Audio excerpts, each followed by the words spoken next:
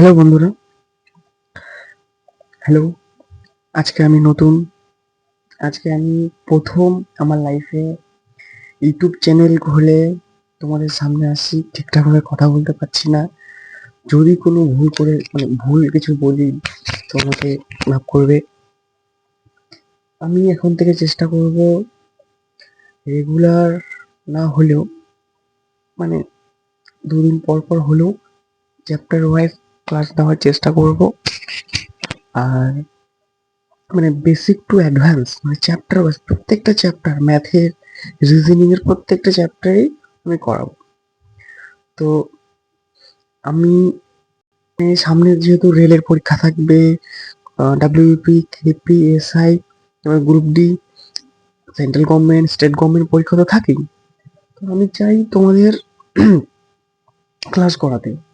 তো আমার সাথে জুড়ে থাকবে।